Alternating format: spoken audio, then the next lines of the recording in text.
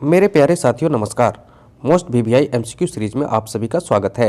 इस सीरीज में बीपीएससी समेत सभी पीसीएस परीक्षा से संबंधित मोस्ट वीवीआई एमसीक्यू को डाला जाता है, वो भी व्याख्या के साथ। चलिए शुरू करते हैं। भारत को तलवार के बल पर विजित किया गया है और तलवार के बल पर ही इसकी रक्षा की जाएगी। यह स्टेटमेंट किस वायसराय का है? ये आपको बताना है। यह स्टेटमेंट किस वायसराय का है? तो यह है लॉर्ड एलिगन द्वितीय का। लॉर्ड एलिगन द्वितीय का जो कार्यकाल रहा है वह 1894 से 1899 के बीच रहा है। ठीक है ना। इन्होंने ही अपने कार्यकाल के दौरान यह बात कही थी कि भारत को तलवार के बल पर विजित किया गया है। मतलब है कि भारत में जो साम्राज्यवाद की स्थापना हुई है तलवार के बल पर हुई है, मतलब ताकत के बल पर हुई है, और इसे तलवार के बल पर ही इसकी रक्षा भी की जाएगी, है ना। ये स्टेटमेंट एलिगन द्वितीय का था। और सब ऑप्शन में दिए वायसराय के बारे में जान लेते हैं, कुछ जानकारी ले लेते हैं। जैसे एलिगन प्रथम है तो एलिगन प्रथम का जो कार्यकाल रहा था कैनिंग के बाद, लॉर्ड कैनिंग के बाद 1862 से 1863 के बीच में इनका कार्यकाल रहा था। ठीक है ना। इनके कार्यकाल में कहा जाता है कि वहाबी आंदोलन को दमन किया गया था। डफरिन के बारे में जानिए। लॉर्ड डफरिन जो है इनका कार्यकाल रहा है 1884 से 1888 के बीच में। लॉर्ड रिपन के बाद इनका कार्यकाल रहा।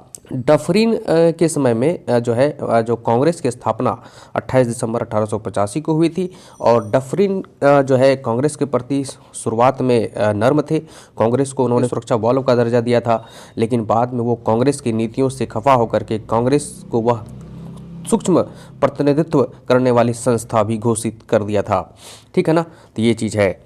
और उसके बाद लैंसडाउन की अगर बात करें तो लैंसडाउन का जो कार्यकाल रहा है डफरिन के जस्ट बाद 1888 से 1894 के बीच में।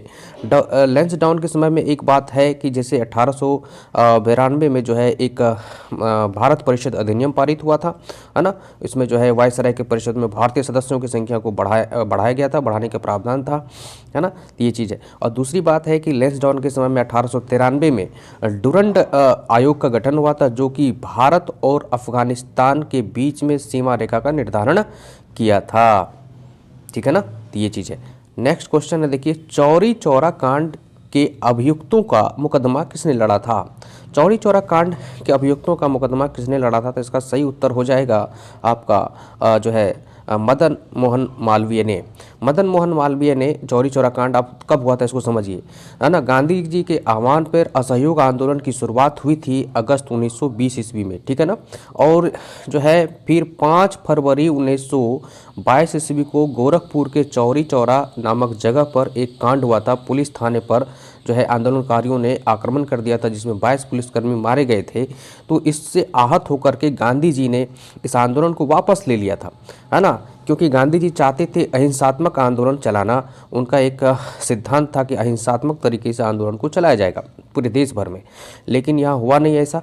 तो वहाँ पर हिंसात्मक घटनाएं घट गई और गांधी जी ने जो है इस आंदोलन को वापस ले लिया।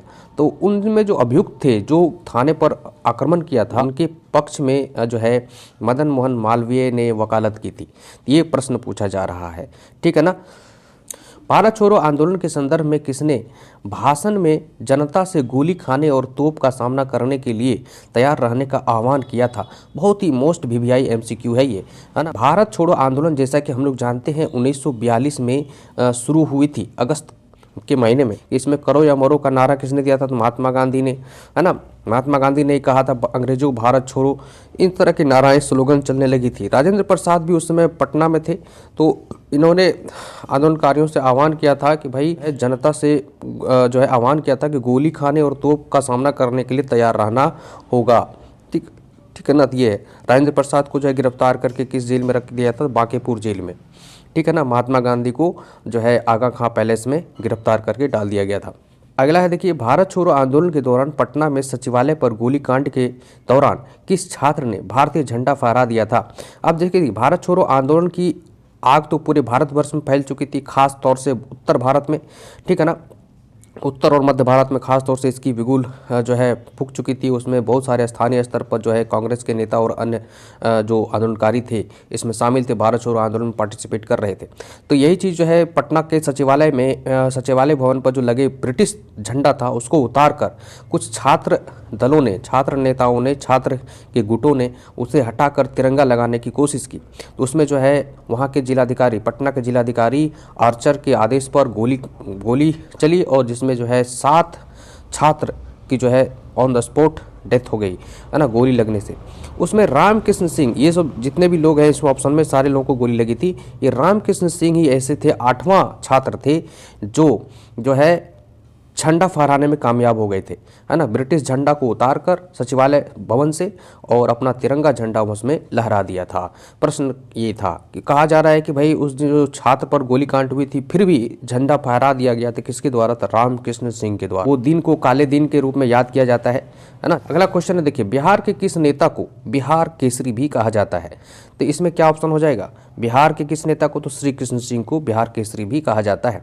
और बिहार विभूति किसे कहा जाता है? अनुग्रह नारायण सिंह को, ठीक है ना। तो बिहार केसरी पूछा जा रहा है श्री कृष्ण सिंह को। देखिए, केसरी का मतलब क्या होता है? बिहार केसरी, केसरी का मतलब होता है शेर, बिहार शेर, है ना, शेर बिहार भी आप कह सकते हैं। श्री कृष्ण सिंह कौन थे?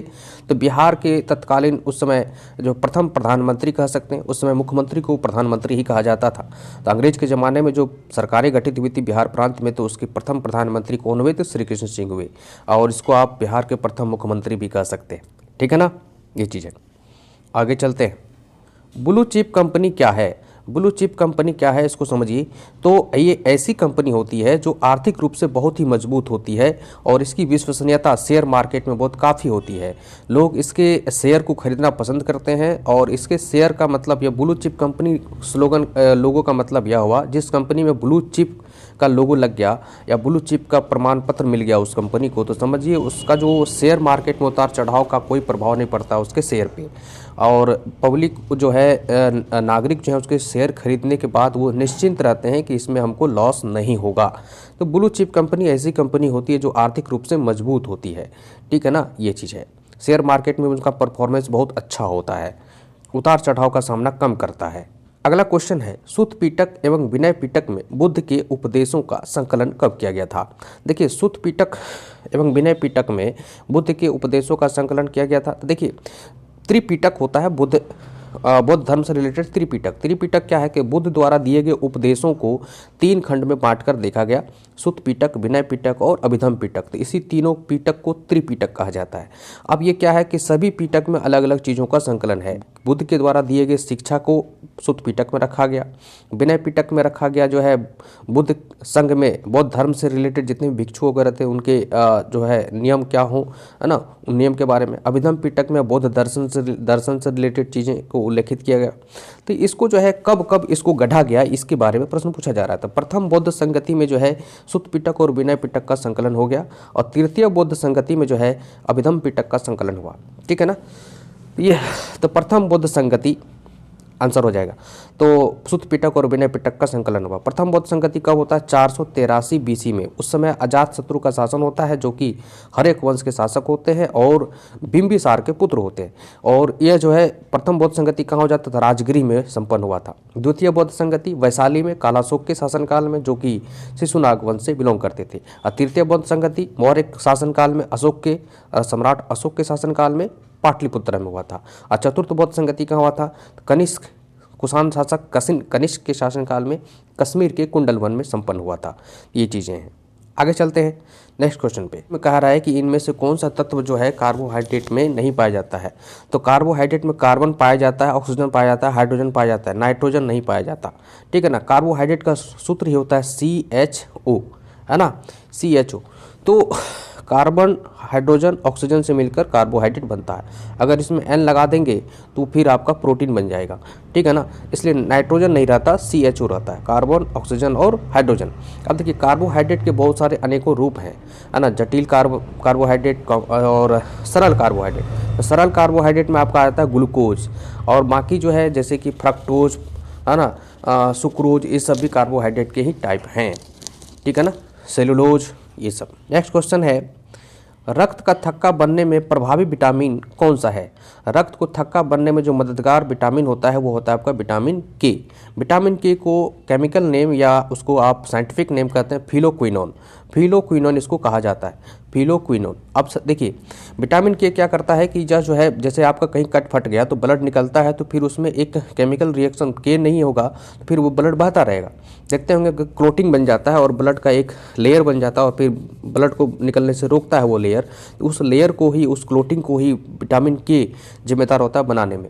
तो ये क्या होता है कि अधिक खून ना बहे इसके लिए जो है वो क्लोटिंग बनता है, थक्का बनता है, ठीक है ना। इसलिए विटामिन के जिसके शरीर में नहीं होगा तो कटने फटने से जो है थक्का नहीं बनेगा और ब्लड बहता चला जाएगा, ठीक है ना। इसलिए विटामिन के बहुत ज़रूरी है।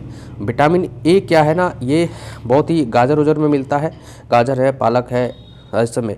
तो इससे क्या होता है विटामिन ए जो है रतौंधी के रोग में काम आता है, ठीक है ना। विटामिन डी तो जानते ही हैं, विटामिन डी जो है बहुत ही महत्वपूर्ण विटामिन है, जो कि आपके शरीर में खुद ही रहता है वो, लेकिन धूप पड़ने पर, शरीर में सनलाइट पड़ने पर वो एक्टिव होता है और वो जनरेट होता है शरीर में, ठीक है ना। ये चीज़ है।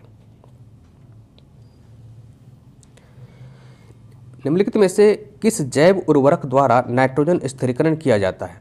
अब देखिए नाइट्रोजन स्थिरीकरण जो है ना वो जो किया जाता है किस जैव उर्वरक के द्वारा? जैव उर्वरक का मतलब होता है वैसा उर्वरक जो जीवों से बना हो, जैसे पेड़ के पत्तों से बना हो, है ना, केंचुआ से बना हो, उसमें जीवों का अंश हो, है ना, केमिकल ना हो, तो वैसे उर्वरक को जैव उर्वरक कहते हैं। तब देखिए इसमें से कौन जैव उर्वरक है जो खेत की जो है फर्टिलिटी को बढ़ाता है?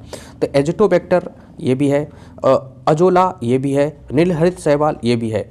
ये क्या करता है ना, आपके खेत में जो फर्टिलिटी दर है उसको बढ़ाता है, उसको जो है अच्छा करता है, उसको पोषण देता है, पोषक तत्वों की पूर्ति